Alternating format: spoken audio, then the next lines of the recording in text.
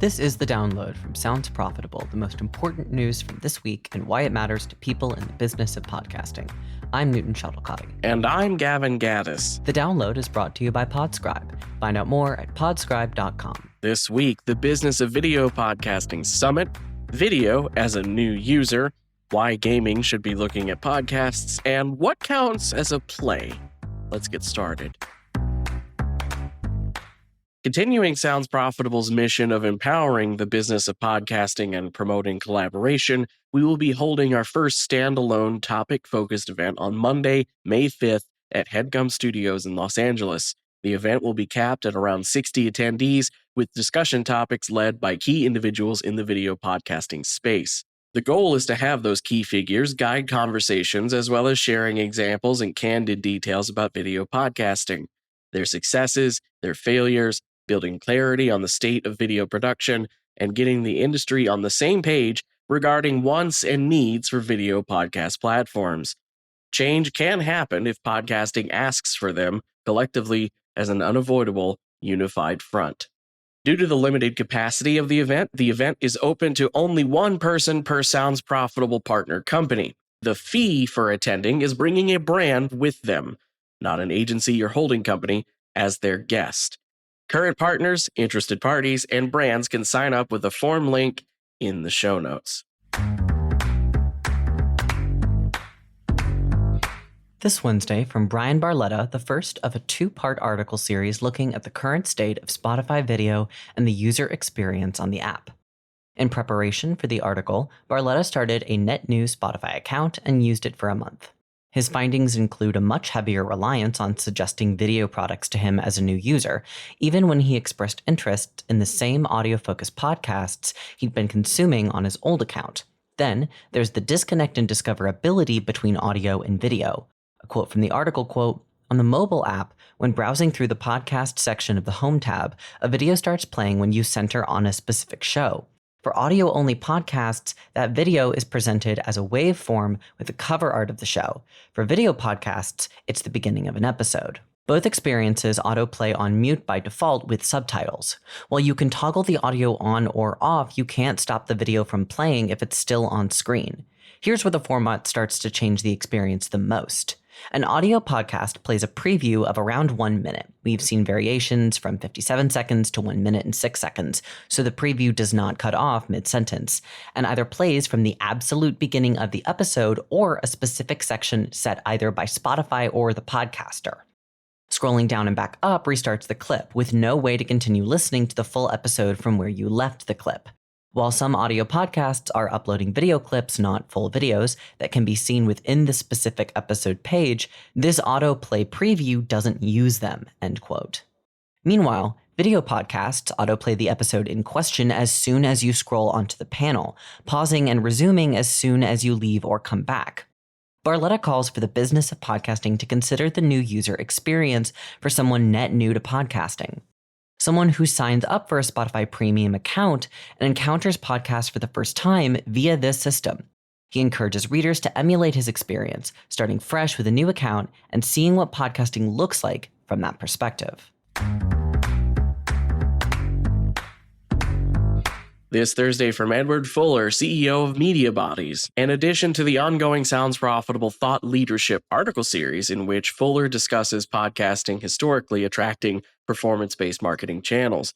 With that in mind, there's one industry that heavily relies on performance channels with deterministic attribution, video games. A quote from Fuller, quote, "We're armed with data on the typical podcast consumer. We've seen that close to 90% of podcast consumers are aged 18 to 54. This means the generation with the most disposable income currently and the generation that'll move on to having the most disposable income over the next decade are primary consumers of the channel.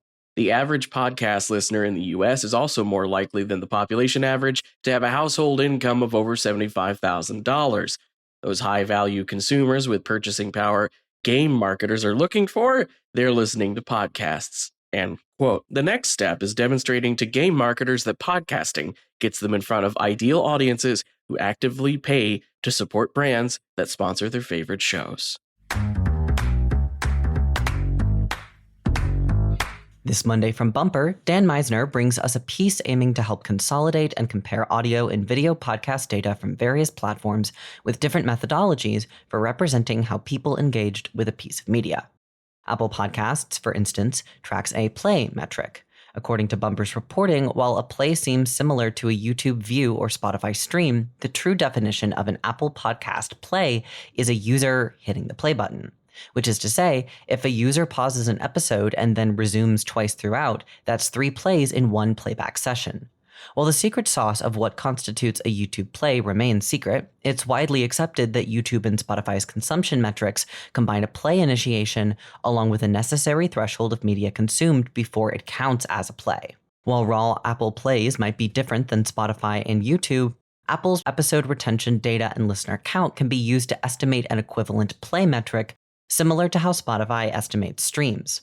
As a result, this is what Bumper uses to calculate Apple plays in their dashboard. A quote from Meisner, quote, "It's possible to add views, streams, and estimated plays together, but that doesn't mean they're equally valuable. Quarters, dimes, and nickels are all coins, but they have different values. So if part of your podcast goal is for people to spend time with your show, I recommend looking at play counts alongside listen time. Because if you're optimizing for time spent with your show, the reach engagement trade-off looks very different across platforms," end quote. Finally, it's time for our quick hits. These are articles that didn't quite make the cut for today's episode, but are still worth including in your weekend reading. This week, the 4th annual Signal Awards are now open for entries. This year's edition of the Signal Awards is expanding to include new categories, including the introduction of separate Best Host categories for news, politics, culture, and documentary.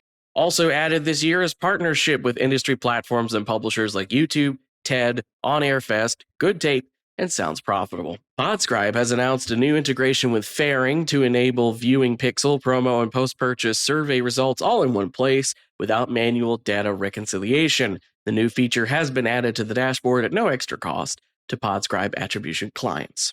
Spreaker opens inventory to contextual and brand suitability targeting with Sounder. The new integration brings Sounder's AI-powered end-to-end audio intelligence platform to Spreaker's podcast platform. Veritonic has partnered with True Native Media to publish the Podcast Advertising Efficacy Guide, a resource designed to help marketers identify the most effective types of podcast ads, learn how brands are using pre-market testing and brand lift studies, and how data-driven audio strategies improve ROI. RSS.com has received IAB certification. As of February 28th, the podcast platform RSS.com has received IAB Podcast Measurement Guidelines version 2.2 compliance, the first time RSS.com has been certified. Gen Z and Video Podcast, The Numbers Speak Loudly by Stephen Goldstein. In preparation for debuting a new report titled The State of Video Podcasting 2025 next week alongside Goldman Insights, Goldstein has released and analyzed a slide of info from the survey of 1,000 respondents who've consumed a podcast in the past month. The power of in-person discussion to promote and advance podcasting as an essential part of the greater media landscape.